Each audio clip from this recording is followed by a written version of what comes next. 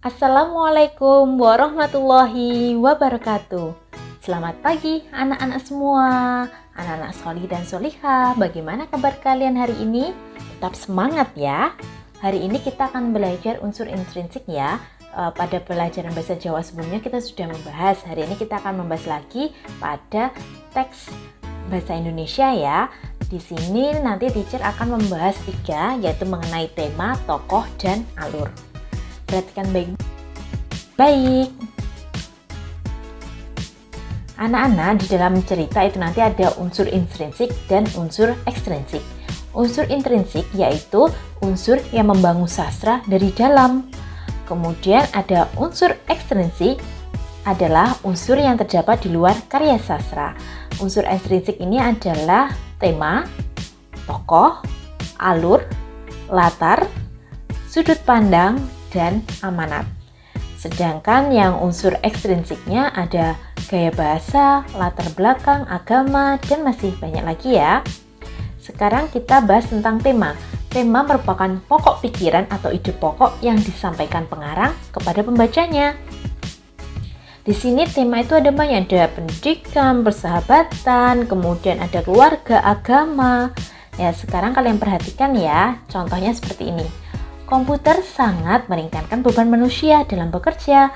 Komputer dapat menyimpan data dengan baik, membantu mengetik, membuat desain, dan banyak manfaat lainnya. Saat bosan, manusia juga bisa bermain game dan mendengarkan musik. Nah, menurut kalian tema dari cerita ini apa? Mengenai teknologi, agama, atau pendidikan? Benar sekali, tema dari cerita ini adalah teknologi. Sekarang kita mengenal tokoh. Tokoh adalah pelaku dalam cerita. Ini tidak bisa dipisahkan dengan penokohan, yaitu cara pengarang untuk menggambarkan watak tokoh. Di sini perannya, tokoh ada peran utama dan peran tambahan. Peran utama di sini adalah tokoh utama, tokoh-tokoh yang sering muncul dalam cerita tersebut. Sedangkan tokoh tambahan yaitu tokoh yang mendukung peran si tokoh utama. Kemudian perwatakan itu nanti juga dibagi menjadi 3 ya. Ada protagonis yaitu tokoh yang berkepribadian baik, antagonis yang memiliki lawan ya, yang berlawanan dengan protagonis yaitu bersifat buruk. Kemudian ada tritagonis yaitu sebagai penengah antara prota dan antagonis. Nah, sekarang kalian lihat, Ayah Pino bersiap-siap menuju pasar. Ia menenteng 2 jerigen minyak tanah. Di tengah jalan, ia berpapasan dengan Pak Simon tetangganya. Pak Simon mau membeli minyak tanah. Begitu juga dengan tetangga yang lain. Mengetahui hal itu, Pino segera menghampiri dan membantu ayah. Dari cerita ini kalian menemukan tokoh-tokohnya ada siapa saja. Kalian lihat, kalian perhatikan ada Ayah Pino, kemudian ada Pak Simon, tetangganya, ya. Begitu juga dengan tetangga yang lain, berarti ada tetangga yang lainnya dan si Pino. Ya.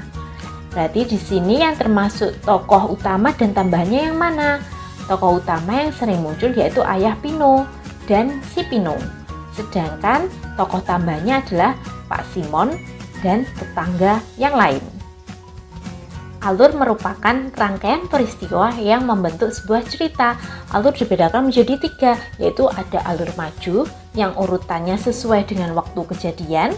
Kemudian ada alur mundur menceritakan masa lalu terlebih dahulu baru masa sekarang. Dan ada alur campuran, yaitu gabungan antara alur maju dan alur mundur. Sekarang kalian perhatikan ya, ada contoh seperti ini. Hanif dan teman-temannya sedang mengerjakan soal matematika dari Bu Ayu. Setelah selesai, mereka berbaris di depan meja Bu Ayu sambil membawa hasil pekerjaannya. Tiba-tiba Hanif menyerobot antrian. Ya, di sini Hanif mengerjakan soal. Setelah itu dia maju. Kemudian ada temannya yang menyerobot, ya, si Hanif menyerobot. Nah, berarti kan itu beruntun. Berarti termasuk alur maju. Sekarang kalian perhatikan. Sobat, kini aku sudah sarjana. Inilah mimpiku waktu kecil. Mimpi yang menjadikanku seperti ini. Di masa lalu, ibu selalu berkata bahwa biaya sekolah sangat mahal, apalagi biaya kuliah. Rasanya sulit bermimpi untuk belajar di perguruan tinggi. Dalam hati, tak peduli, aku harus belajar dan mencapai cita-citaku. Aku lari ke sana kemari membantu ibu menjual roti untuk tabungan sekolah. Kalian lihat ya, di sini yang digarisbawahi di masa lalu. Berarti menceritakan masa lalu. Sedangkan yang di sini tadi di awal sini yaitu menceritakan kejadian saat ini, karena dia sudah sarjana, berarti kan kejadian saat ini. Berarti dia termasuk alur mundur. Benar sekali. Yang sekarang kalian perhatikan pada contoh ketiga. Hamid dan kawan-kawan kian terdesak. Timnya kini tertinggal 2 gol dan harus rela bermain dengan 10 pemain. Sebelumnya, Hamid dan kawan-kawan sudah unggul di babak pertama. Mereka melakukan serangan bertubi-tubi, membuat mereka kehilangan stamina. Pada pertandingan kedua, pelatih sudah tidak mampu melakukan pergantian tim. Akhirnya, pelatih meminta anak-anak untuk rileks dan bermain santai menjaga stamina.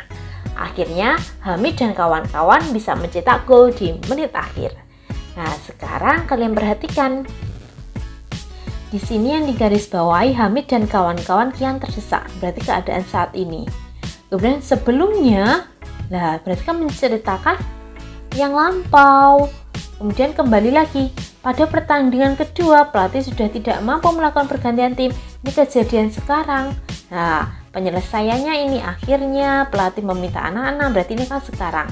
Dari kejadian sekarang kembali ke masa lalu, kejadian lampau kembali lagi ke sekarang. Berarti ini termasuk alur campuran. Ya, pintar sekali anak-anak. Kita cuma membahas 3 ya, yaitu tema, tokoh, dan alur. Untuk unsur selanjutnya kita bahas di video berikutnya. Sampai jumpa. Wassalamualaikum warahmatullahi wabarakatuh.